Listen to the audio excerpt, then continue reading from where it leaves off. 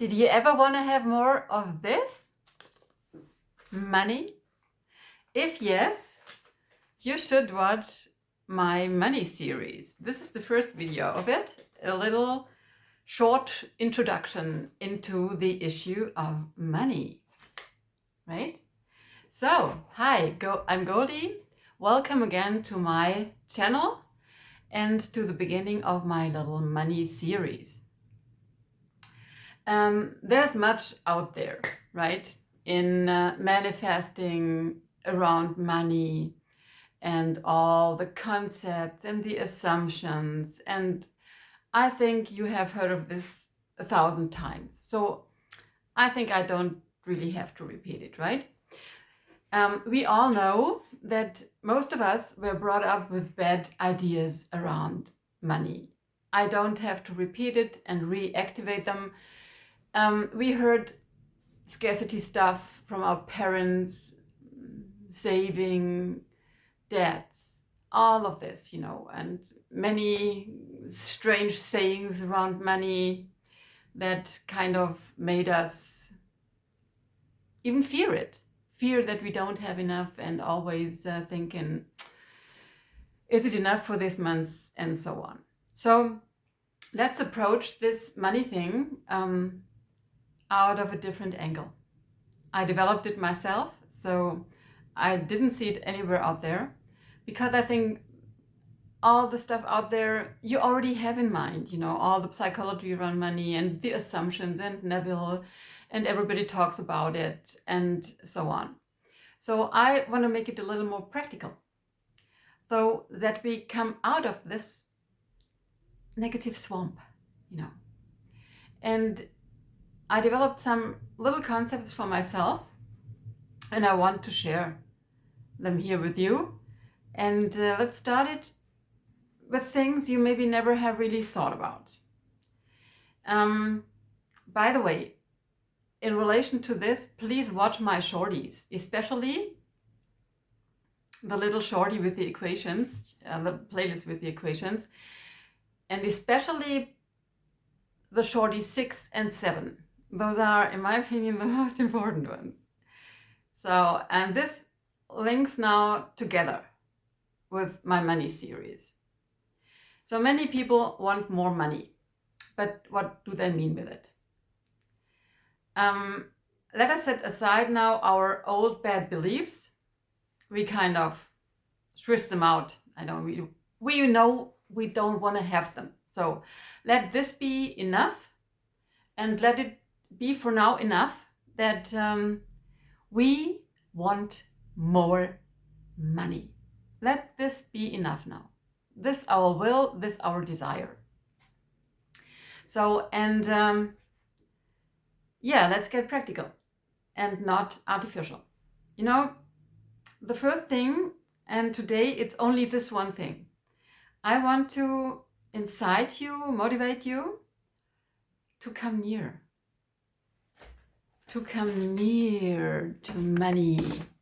No matter if it's dollars or euros or yen, whatever you have in your country, or ruble, the same thing applies for everything.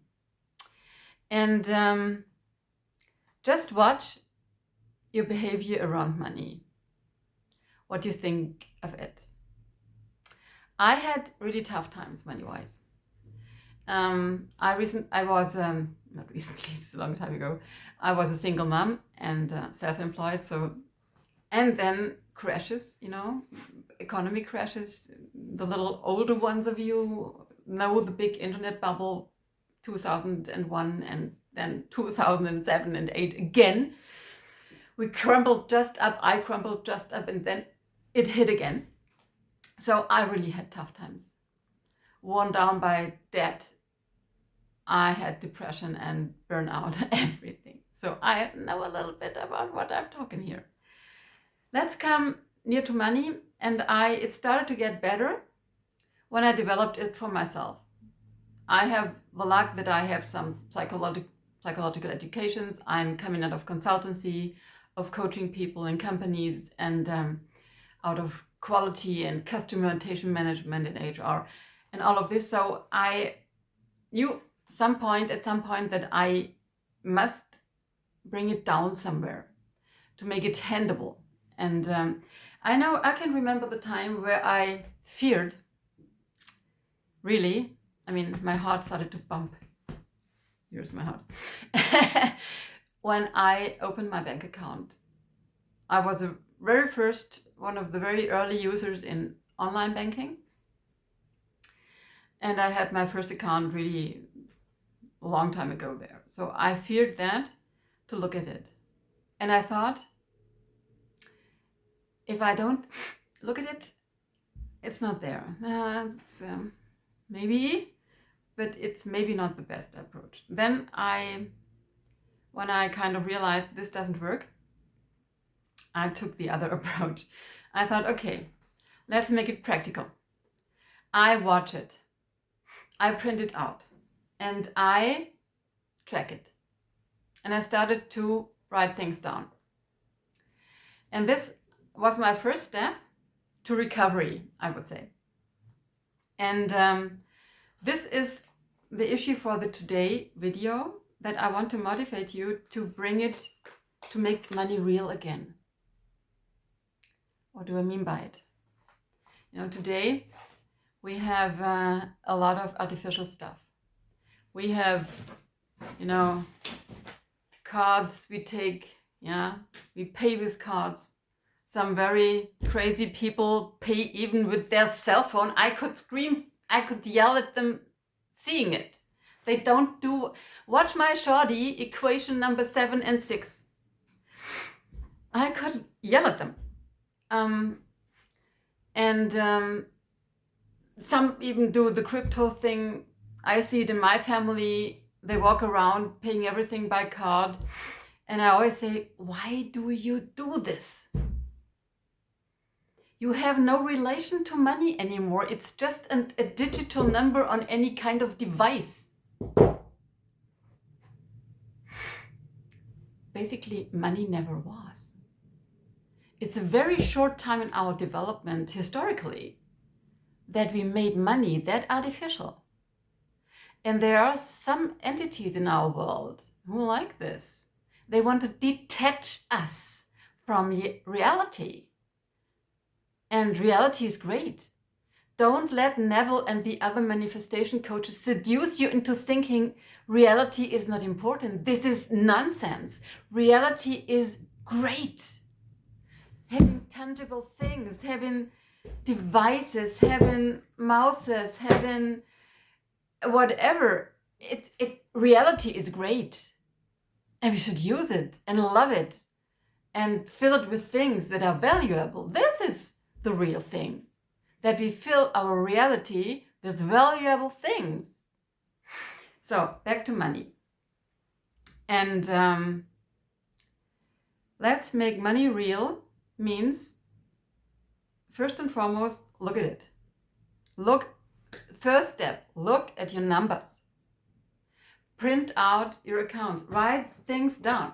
When many people who are on a short budget, they jot things down on small, even loose paper, Post-its or what, and then they jot down, I have this money today or this money this week, and then I give it out for this, and then they jot it down on very small paper. This doesn't make it better. Not at all.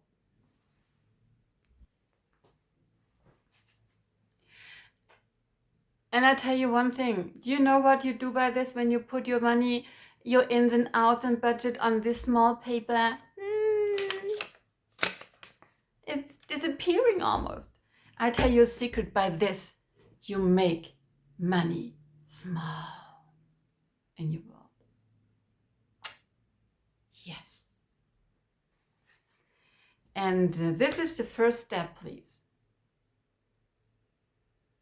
Go away from this little tiny stuff and putting it in such little books, in little books, you're budgeting.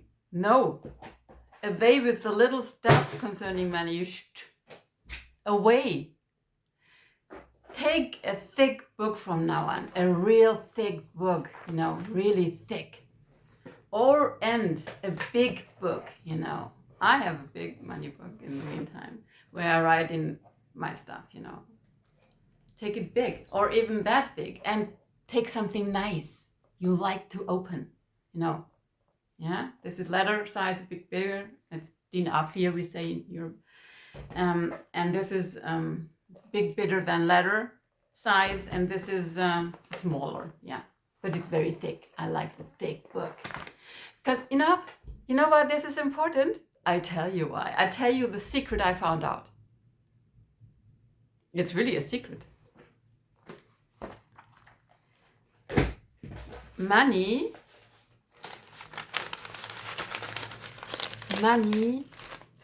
is paper. Money is paper. And you put everything on such tiny paper to calculate your ins and outs, your budget. That means you make your money small. Money is paper. You see, I began here a little bit. There was a little rip in one of the... Yeah, here, you see. It's paper.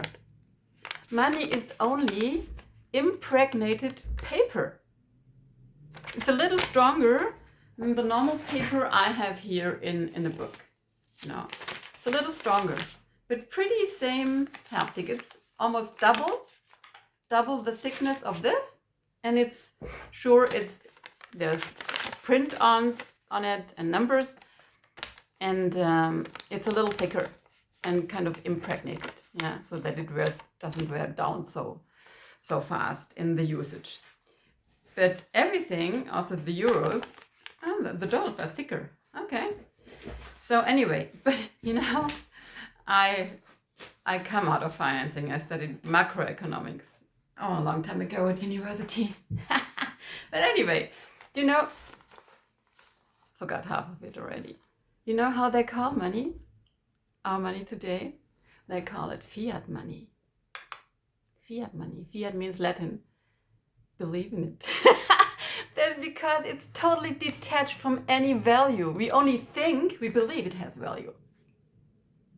The paper, the printed on paper, you know. Printed on and printed out. Fiat money means, since I think it was Bretton Woods, right, in the 70s, they detached at least our money, the dollars and the European stuff, not the D-mark. The D-mark was still... so the euro, since the euro came, it was, I think, over with real value, latest. But since Bretton Woods, especially the dollar was detached from the gold standard. I mean, there was no underlying value anymore.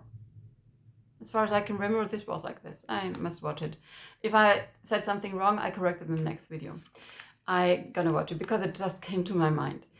It's fiat money. We think it's totally detached from any gold standard or silver standard, whatever you could lay underneath at the value. And so why not? And this is my secret. Why not take normal paper? You know what I just told you, the big books. It's paper. And when we write on it, oh, it has value. So start to write out your money, okay? Don't do it on small stuff, on small paper to calculate your money. No, we're getting bold with paper now. Thick, bold, much paper. We're getting accustomed to paper and make your money real again. Go to the bank or to the automat and take out your money. Make it haptic, feel it. Okay, we are getting used to paper now around us. Okay, by the way, money comes from the Latin, and money originally means monnaie, a coin. You know, this is because in former times, you see it sometimes in historical films, they had those stacks with silver coins and gold coins and whatever, monnaie, money. But today it's mostly paper. And we are getting bold now with paper. We are making money paper. Big. Not that we make our own money. No, no, no. Don't think this. This is nothing I want to have said with that. No, no. But we write it on big paper and we follow our money. We focus on it. We are not fearing our bank account from now on. We are printing it out. We are putting it in. I have in my money books, I also have printouts from my, not all of them, but sometimes I print it out because when I wanted to change something in it or I wanted more or whatever. And I print it out because I'll also print out, money is just a printout, from our notebanks, the Fiat or whatever, Bundesbank or the European big bank and so on. They make it. They print it. They print it. So we are getting bold with paper, at least in our private life. And please go catch paper money. Okay? Let's get real with money and with the numbers. Okay, that was it today. For today, I see you in my next video. I wish you luck until my next video. And I hope you liked it. Go, do, catch money. Bye.